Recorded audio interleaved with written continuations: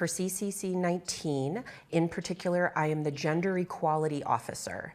And so that means for the project, my responsibility is ensuring that we have gender equity and what's called gender mainstreaming in our research design, in our research outcomes, and in our analysis to make sure that we have equal representation between men and women on the team and also in our participation of our research subjects.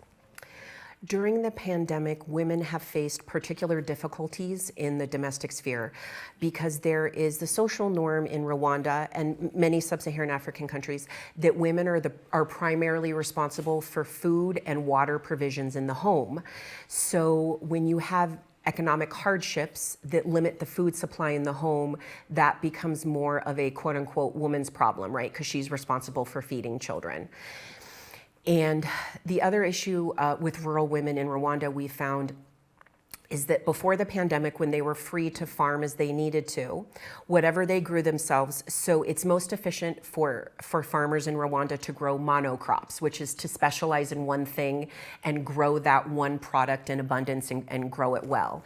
So what happened during the pandemic, because people could no longer sell their produce because roads were closed, or they weren't free to go trade with neighbors or in marketplaces, they could no longer diversify their diets. And so we see women and children and also men having more of a mono diet with no diversity. And of particular concern, it's too early in the pandemic for us to know, but there is early anecdotal evidence that pandemic conditions might be increasing the rates of gender-based violence. So we've seen this anecdotally in other countries, but in the Rwandan context, what we are experiencing, or we think we're seeing, is that economic hardships create stress for everyone in the family, and that can often manifest as domestic violence.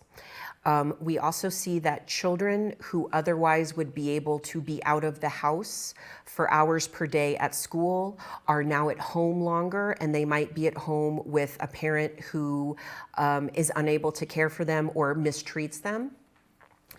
And then we also know that whenever there is an interruption in an educational trajectory, it is particularly detrimental for girls. So Rwanda has done a really great job in trying to end early in child marriage, and it's been relatively successful, right? But that success is premised on the idea that girls can go to school. It's called opportunity cost. So a family will not have their daughter engage in earlier child marriage because educational opportunities are there, career opportunities are there, and there's something worth giving up that early marriage for.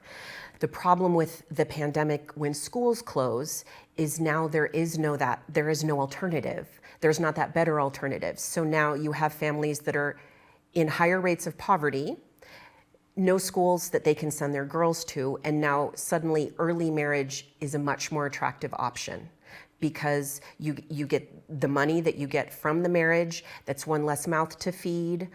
And so the problem that we're seeing, there might be an indication that the pandemic is interrupting girls' educational trajectories, increasing child marriage, and therefore lowering their educational attainment rates. Equity of outcomes and equity of resources for everyone.